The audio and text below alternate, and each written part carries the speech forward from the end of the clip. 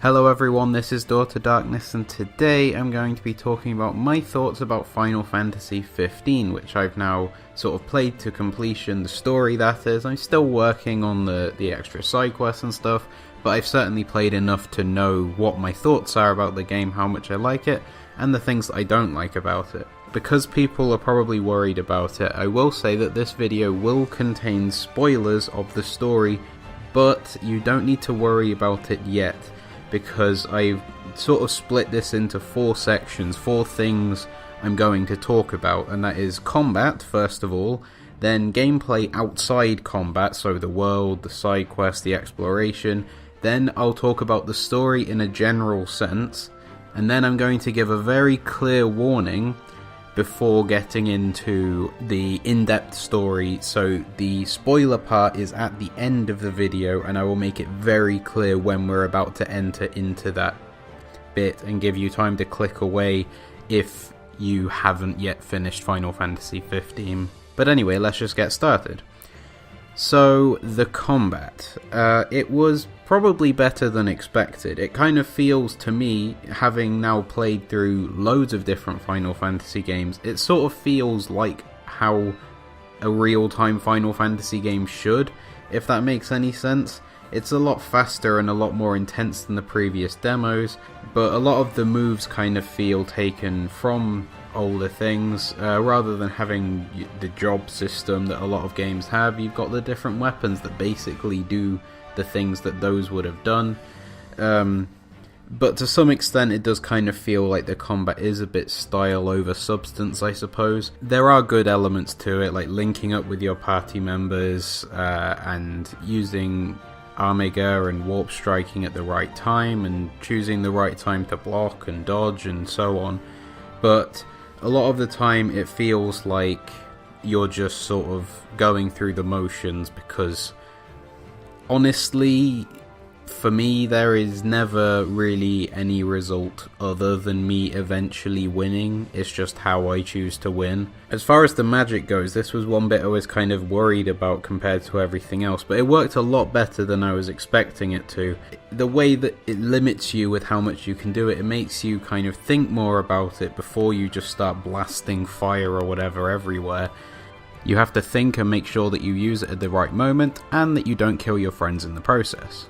And as far as the things you're fighting, the enemies, they're pretty cool. There's a lot of variety there, some sort of old Final Fantasy stuff, some new stuff, and I also find it quite satisfying to fight the Niflheim soldiers. They sort of crop up too much with the almost random encounter type things. They seem to be flying over and dropping down almost constantly when you're on the world map, but I find it fun to fight them. But as an action game, I think the enemy design does let this game down a bit, particularly the boss design.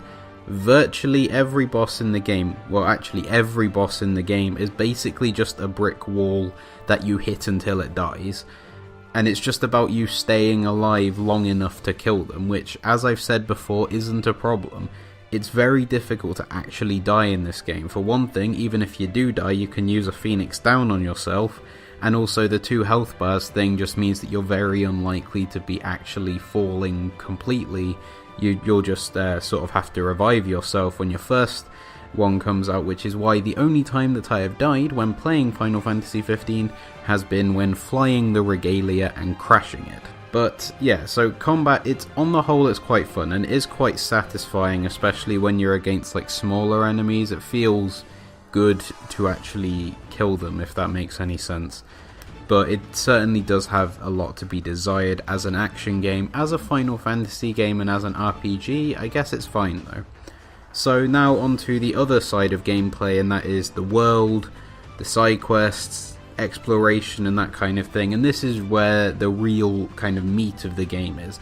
The vast majority of the content in this game is in this area, and this is pretty much very positive, my thoughts about it.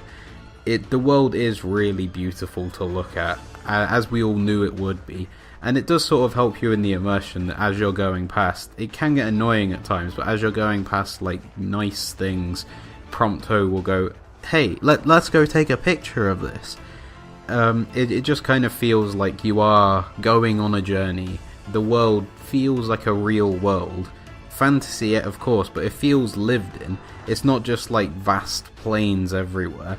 There's a variety of terrains. There are people around where people should be around, no people where there shouldn't be people, and the world is really very well designed, I think. And the dungeons, which offer up a lot of extra content after the game is finished, I think they're, for the most part, very well designed. And out of a gameplay standpoint, I think that this is the point that the game shines. Most of the dungeons are very well designed, and it feels a little bit harder than elsewhere. Not to the point that you're going to die, because as I've said, that's very difficult, but it does feel like you're having to kind of put more effort into defeating enemies, which is a good thing, of course. And most of the time out of these dungeons you get given your royal arms, which also levels up your armor. So it feels rewarding. You're like doing this for something that's actually worth it. As for side quests, they're okay, they're fine. They're mainly fairly simple though. It's usually just like, okay, go here, fight this, get this, bring it back. That kind of thing. They are fun, I guess, for the most part, but they can get a bit repetitive and a bit annoying when we're talking about looking at frogs. That bit could get a little bit annoying. But yeah, as a whole, I'm trying to get the point across. The world is great, and it's a real strength of this game. So now onto the story, and this is just the sort of general story talk, so no spoilers for this moment. On the whole, I think the story is quite good. It suffers from its relatively short length because it feels like a lot of things are a bit underexplained.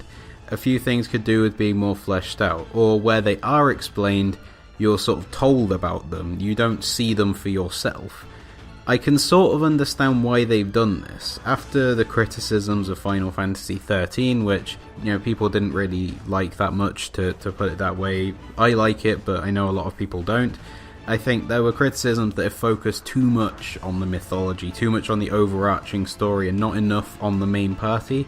So I can understand why for this one they wanted to go back to basics. We're focusing on the main party, clear objective, okay, go do that. But it does leave the overall story a little bit lacking. But as far as the characters go, I think the main party are done so well. I've never really felt while playing a game that I was sort of actually living with the characters, if that makes sense, as I have done in this game. Their conversations actually feel quite natural, which is amazing for an English dub of Japanese audio originally. But through them I became really invested in the world. Despite the shortcomings in the story that I'll explain later, I cared about what happened because my entry into it was so well done. The characters, their interactions with each other, their development as we go along, without going into details in this section, was so good, and it meant that I really cared about it. And then as for the villain, who I don't think it's spoilers to say, since it's been fairly obvious for a long time, Ardyn Izunia is brilliant. I think that they said before that they were trying to get a villain who was better than any previous Final Fantasy villain, and I really think they've achieved it. I'm not going to go into details, but he is just so good. He's got kind of everything that you want in a villain. So yeah, he's great. And some of the side characters are done very well, particularly Aranea Highwind, as well as Sid and Cindy, I guess, are fine for the role that they've got. Core and Iris are okay, but most of the others, particularly on the Empire's side, they aren't really explored enough in detail.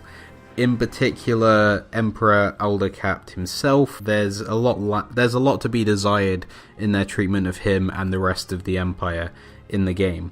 Nevertheless, as a whole, the story was very good to me, and it succeeded in making me feel. As I said, I care about the world, and I did sort of cry a little bit at the end, by which I mean tear up, as I've said in previous videos. I mean tear up, I'm not like sobbing. But this is only the second Final Fantasy game after 10 to achieve that, and it's really because of how well the main characters are done. I really cared, and it made me really feel at the end.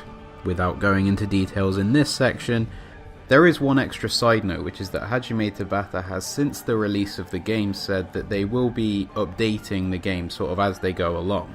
And this will involve a patch which adds a huge amount of stuff to the story. So hopefully we'll sort of fix a few of my gripes and will explain the things that were underexplained in the base version of the game. If so, then that's obviously great, and I would recommend, if you're on the fence about getting Final Fantasy 15, wait. Get it once these updates have come out. I think that's the best thing for you to do. But that is the end of the general story section, so I'm going to give a clear warning now that if you don't want to be spoiled on the game, click away from the video now. Okay, so from this point on I will assume that you have played the game to completion and know how the story ends. I've given you a chance, so now there will be spoilers freely mentioned throughout the rest of the video. So, the story, it's fairly simple. Reclaim your throne was kind of the tagline in the English trailers and stuff at least, and that basically sums it up. That's really what you're doing. You're trying to reclaim your throne, and that is pretty much most of the game. There isn't really the kind of overarching mythology that surrounded the recent Final Fantasy games in particular. That much is gone into a little bit later on, but really it is just that central task, and that is the story. It's simple, but I do think on the whole it is fairly effective. As I mentioned before, the villain is great. Ardyn is great. The twist with him kind of being an ancestor of Noctis fits really nicely into the story, and it adds an extra level of threat to him as well as motivation. His past experiences have twisted him into this. He was a good person, and he's also a genuine threat, and that's why I love him so much, as well as the fact that I love villains who just sort of play you like a fiddle. That, you know, you're sort of being played by Ardyn until right at the end. The only thing you do that he wasn't making you do is kill him. And because of that, it kind of makes sense why Noctis then has to sacrifice himself to kill Ardyn. As before I said, this game really made me feel, and specifically it was the campfire scene, the one during the credits, the final camp. The way that they were talking in that was the point that really got to me. Which is why, despite the shortcomings, which I'll go into later, I can't really look at the overall story anything but very positively because it made me feel. The problem really is, though, that aside from the main characters, most of them don't really receive enough exposure to really be as impactful as maybe they were supposed to be. Luna, for example, she's killed off before we can really start to strike up a relationship with her. Especially if you haven't seen Kingsglaive already, and the same goes for her brother, Ravus. He's clearly a very complex character, he's got a lot to him, but you're sort of left to work out his story for yourselves. There are lots of gaps that, you know, it does make sense when you think about it, but you've kind of got to fill the gaps yourself. And as I mentioned before, if there's one place that it really failed, it was in the portrayal of the Empire. Yes, Ardyn is the main threat above the Niflheim Empire, but he was only able to sort of get hold of the world because of them, and presumably his influence over Emperor Aldercapt was extremely important, and yet he barely appears in the game. We don't see Ardyn and Idolus together at all. We should have been seeing that throughout, Ardyn manipulating him and getting control of him, and then eventually turning him into a demon, fine, but don't just throw that in randomly. But as I say, as a whole the story is very good, but it does have a lot of shortcomings. It seems like they cut corners in a lot of areas, and it means that a lot of the big plot points are explained rather than experienced. I think if the game had an extra, I think probably even just an hour or two of extra cutscenes to flesh out the story, it would make the experience so much better. And you know, it's not bad in the first place, but I think it would just add so much more if we just had a couple more hours of extra cutscenes just to build up the world and sort of flesh out the characters a bit more. When the game first released, the term masterpiece was thrown around a lot, and since then increasingly it's been more this game has flaws. And really, I think both are true. I would say that it's a flawed masterpiece, which is a term that is perhaps used too much, but I think it really does describe Final Fantasy XV. It got so many things right, perhaps better than any other game, in particular the main party. I've never seen a main party done as well as this game. But in other areas it is lacking, and that does stop it from reaching its true potential. Nevertheless, I do think it's a great game, and it has been an amazing experience for me personally to play through it. But of course that's just my opinion, you may have a completely different one, so please feel free to share it in the comment section below the video. And while you're down there, please like this video if you did, and if you liked it then check out my other videos, and subscribe to this channel, and as always, thank you for watching.